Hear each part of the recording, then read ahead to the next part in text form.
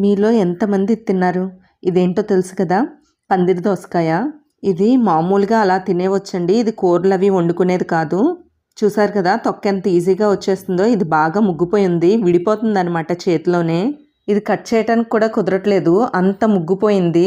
ఇది తినడం వల్ల అయితే చాలా చలవ చేస్తుందండి బాడీకి. దీనిలో వాటర్ కంటెంట్ ఎక్కువ ఉంటుంది, ఇంకా ఫైబర్ కంటెంట్ కూడా ఎక్కువ ఉండడం వల్ల కొంచెం తింటేనే హెవీ అయిపోయినట్టు ఉంటుంది. అందువల్ల బరువు తగ్గాలనుకునే వారికి ఇది ఒక మంచి ఆప్షన్ అని చెప్పొచ్చు.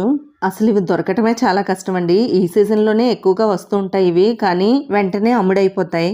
మా హస్బెండ్కి మా పిల్లలకి ఈ దోసకాయ అంటే చాలా ఇష్టం. దీనిపైన షుగర్ చల్లుకొని తింటే ఉంటుందండి, టేస్ట్ అయితే చాలా బాగుంటుంది. ఈ దోసకాయ పౌడర్లా ఉంటుందండి, నోట్లో వేసుకోగానే వెంటనే కరిగిపోతుంది. మా పిల్లలకి ఎంత ఇష్టం అంటే ఒక పక్కన నేను కట్ చేస్తుంటే వాళ్ళు మాత్రం చక్కగా తింటూ ఎంజాయ్ చేస్తున్నారు. మీలో ఎంతమంది ఈ పందిరి దోసకాయ తిన్నారో కింద కామెంట్ చేయండి.